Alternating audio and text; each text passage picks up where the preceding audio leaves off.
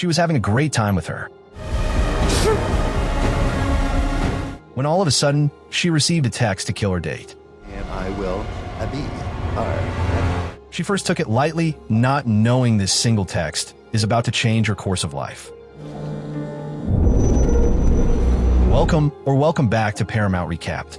I don't have many subscribers, but your single comment is a ray of hope to motivate me. Violet was looking forward to a quiet, peaceful evening. She had arranged to meet Henry, a guy she had been chatting with online for a while. It was supposed to be a relaxing date, just her, Henry, and the promise of good conversation. But, of course, things never go as planned. Just before she left, her son had sent her a little note. It was cute, really. He'd used his toy car to drive it over to her, asking her to come play hide-and-seek with him. It was these small moments with him that made her feel grounded, even though life had been anything but easy. Her sister, noticing Violet's nervousness, offered to watch her son for the evening, giving her the chance to finally enjoy some adult company. Her sister even suggested that Violet should change her outfit, something more sophisticated to match the nice restaurant she was headed to. Violet didn't argue. She felt ready to go out, even if she couldn't remember the last time she'd had a proper date. Violet's excitement and nerves were tangled up as she drove to the city center, the place where she and Henry had planned to meet. She hadn't been on many dates in recent years, especially since her divorce, and a small part of her wondered if Henry would like her. But she was determined to enjoy the evening, no matter how it turned out. She arrived first, a little early, to the fancy restaurant where Henry had made the reservation. It was a place that felt a little above her usual standards, but she was determined to make it work. She had barely gotten inside when she saw Henry's message. He was going to be about 10 minutes late because of traffic. Violet didn't mind. It gave her some time to settle in. Walking into the restaurant, she felt the cool air and heard the soft hum of background conversations. The space was elegant, full of couples and groups of friends enjoying their evening. Violet took a seat at the bar, ordered a glass of red wine, and waited. The bartender, Mary, was friendly and even complimented Violet on her dress, which made her feel a little better. But then, things took a strange turn. A man approached her, introducing himself as Charlie. He was nervous, fidgeting, and apologizing profusely. Apparently, he had mistaken Violet for someone else. He quickly explained that he was on a blind date and just wanted to make conversation. Violet smiled and let him talk, but soon enough, Charlie was off, leaving her alone again with her drink. That was when it all started. The first airdrop came through on Violet's phone. At first, she thought it was just a harmless prank.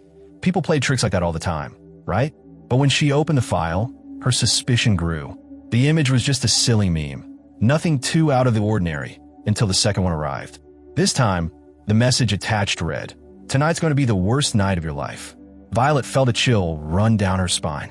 She glanced around, trying to spot the person behind it, but there was no one in sight. Just as Violet was about to dismiss it and focus on her date, Henry arrived. She greeted him with a smile, and the tension she had been feeling since the airdrop eased a little. Henry apologized for being late and explained the traffic delays. Violet wasn't bothered. She was just happy to be there with him. They made small talk as they walked to their table, and for a moment, it seemed like things might actually go well. But Violet couldn't shake the feeling that something was off. She kept glancing at her phone, waiting for more strange messages, but none came, at least not right away. Dinner went on without much incident until another airdrop came through. This time, Violet showed the photos to Henry. The memes seemed harmless enough, but the constant harassment was starting to get to her. She explained to Henry that someone had been sending these messages all night, but he just shrugged it off, assuming it was just some kids having fun. The harassment didn't stop. It continued to escalate, with the person sending even more obscene and rude messages. One of them had Violet's full name written in it. That's when she started to worry. This wasn't just some joke anymore. Henry tried to calm her down, telling her he had a way of figuring out where the airdrops were coming from. He pulled out his own phone and started scanning the room. After measuring the distance, he determined that the person must be in the back part of the restaurant. It wasn't close enough to the kitchen, but it had to be somewhere in the general vicinity. Just as they were starting to figure things out, another airdrop came through. This one was even more alarming than the others. It was a picture of a masked man holding a gun, standing in her kitchen at home. The image was clearly meant to intimidate Violet. Panic started to bubble up inside her, but she tried to stay calm. She needed to focus. Violet quickly excused herself, pretending to go to the restroom. But the person on the other end wasn't done. They threatened her, told her not to do anything foolish. If she tried to get the police involved or leave the restaurant, her son and sister would die. Violet's heart raced as she rushed to the restroom, desperately trying to figure out a way to help her family. She borrowed a young girl's eyeliner and wrote a note on her hand, hoping it would somehow get to someone who could help. But the girls in the restroom, seeing her acting strange, quickly backed away. Violet realized they thought she was unwell, and that was the last thing she needed. As she returned to the table, she noticed something strange. Underneath the lamp, she found a tiny camera. Whoever was behind all of this was watching her every move. She was being monitored.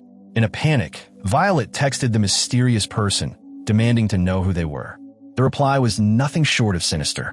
They told her to steal the memory card from Henry's camera. Violet's heart sank. She was being forced to do something criminal, or else her family would pay the price. She found a way to distract Henry and took the opportunity to steal the camera's memory card. She didn't know what was on it, but she knew she had to get rid of it. She smashed the card and flushed the pieces down the toilet, hoping it would be enough. But the threats didn't end there. The person behind it all had one more demand. They ordered Violet to pour a colorless liquid into Henry's wine. Violet's stomach dropped. She knew it had to be poison. She was being forced to commit murder. Torn between her love for her son and the need to protect him, Violet was at a breaking point. She couldn't do it. She refused to kill an innocent man, but she was caught in a dangerous web with no way out. Desperate, she seized a moment when the restaurant manager was distracted and grabbed the phone on the counter. She tried to dial the police, but just as the call connected, the signal was mysteriously cut off. It was a nightmare. She glanced at her phone, only to feel the familiar buzz that had haunted her all evening. A new message popped up, the words chilling her to the bone. "Do you not care about your son anymore?" Violet's heart stopped for a moment. She looked around, frantically searching for a way to call for help. But as she lifted her eyes, she realized something that made her stomach drop. A camera had been installed right across from her, and it was staring directly at her. The realization hit her like a punch. This wasn't just a random prank. This was serious. She knew she couldn't risk calling the police. Violet had already been warned enough times, and the presence of the camera told her that whatever game was being played here, her every move was being monitored. Instead, she pulled herself together and accessed the restaurant surveillance footage. She desperately hoped to see something that could point her in the right direction. And that's when she noticed something unusual. There was a man, someone she had bumped into earlier. He didn't seem to belong in this romantic restaurant, especially because he was sitting alone. This stood out to Violet. She felt a chill run down her spine. Was this man the one behind everything? Violet decided to confront him. She walked over, her mind racing with the possibilities of what was happening, what he might know. But when she approached him, the man looked as innocent as could be. He claimed that he was waiting for his sister, who had been delayed by traffic. As if that wasn't enough, he even made a pointed remark, telling Violet that her date, Henry, was watching her. This gave Violet pause. Her suspicions only grew, but for the moment, she left him to go back to her seat. When Violet returned, things had taken an unexpected turn. Henry, misunderstanding her earlier behavior, was getting ready to pay the bill. He clearly thought she wasn't interested in continuing the date. It was a tense moment. Violet, desperate to make things right, decided to play on her charm. A little flirty smile and some gentle words were all it took to draw Henry back in. His attitude immediately shifted, and they resumed their dinner. But just as the tension seemed to ease, something odd happened. The restaurant's pianist, Phil, began to play a familiar song, Baby Shark. For a split second, Violet's mind went blank, and then, like a light bulb turning on, a sudden idea struck her. She quickly grabbed her lipstick and wrote a subtle message on the bill, something she hoped would be a cry for help. She handed it over to the waiter, John, telling him it was a tip for the pianist. But John didn't even glance at it. He simply tossed the bill into the jar. Violet sat back, her nerves on edge. She had tried to signal for help, but it seemed like no one had noticed. But then, a quiet conversation with Henry brought new suspicions. Violet learned that he had been a photojournalist working on a project that involved the mayor. Violet's instinct screamed that this was no coincidence. Could it be that the man watching her was targeting Henry because of his involvement in the mayor's corruption case? Violet's suspicions were mounting, but she couldn't be sure. The evening took another dark turn when the pianist, Phil, collapsed next to his piano. Violet froze, watching in horror as Henry rushed over to check on him. As the commotion continued, Violet's phone buzzed again. The same person who had been tormenting her all night sent yet another message, this time saying that her cleverness had caused Phil's collapse and that her son would pay the price. Violet's heart dropped. She rushed to check the surveillance footage from her home. What she saw next made her sick to her stomach. A masked man had knocked out her sister with the butt of a gun, and then he dragged her son into the bedroom and locked the door. Violet's world started to collapse. Desperation surged through her as she pleaded with the unknown tormentor, begging for her son's safety. But the message was cold and clear. She had to finish what she started quickly. As the situation escalated, the pianist, Phil, staggered to his feet, trying to shake off the effects of whatever had happened. He left the restaurant, seemingly unsteady from the alcohol, but Violet wasn't fooled. She knew something was off. Meanwhile, she had to continue pretending everything was fine with Henry. She tried to keep the mood light, suggesting they share a shot of tequila. But just as she walked to the bar to get the drinks, disaster struck. Violet's bag fell to the ground, and Henry noticed the watch she had forgotten about.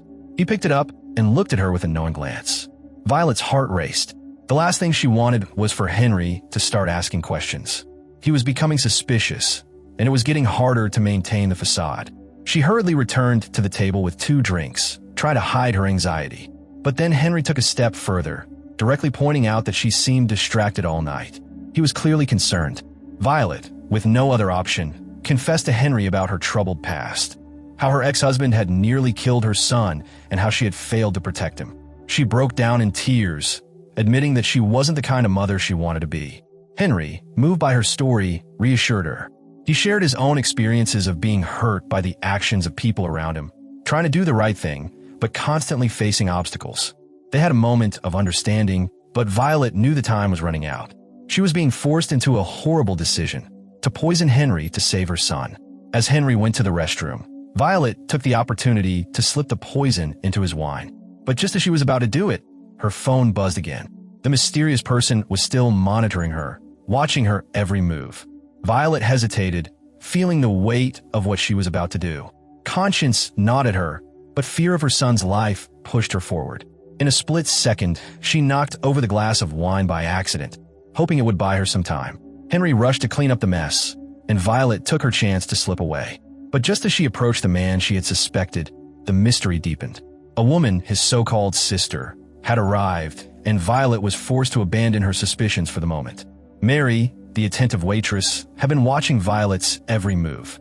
She noticed the tension and asked if she needed help. It was through Mary's words that Violet learned the truth. The man she had seen earlier, Charlie, wasn't just a regular diner. He was involved in something much darker. Charlie wasn't here on a blind date, as he had claimed. Instead, he was playing a much more dangerous game. He was part of a larger scheme, one that involved Henry's involvement in the mayor's corruption case.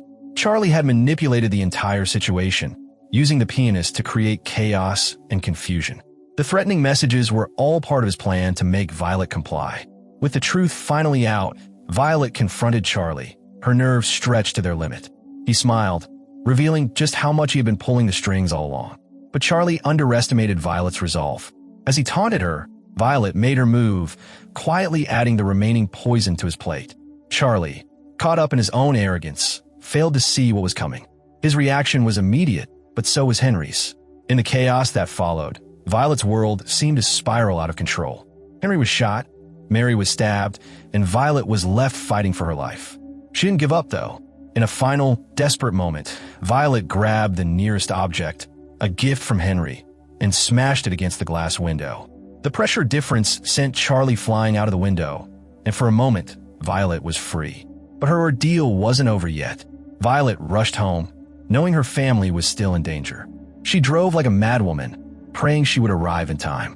When she got home, she found her sister fighting for her life against the masked man. It was a desperate struggle, but Violet, with the help of her son, finally defeated the killer. The media later exposed the corruption scandal involving the mayor, and Violet's bravery became known to the world. She visited Henry in the hospital, and the two shared a smile, knowing that their bond had deepened. Violet had fought for her family, and in the end, love and courage had won.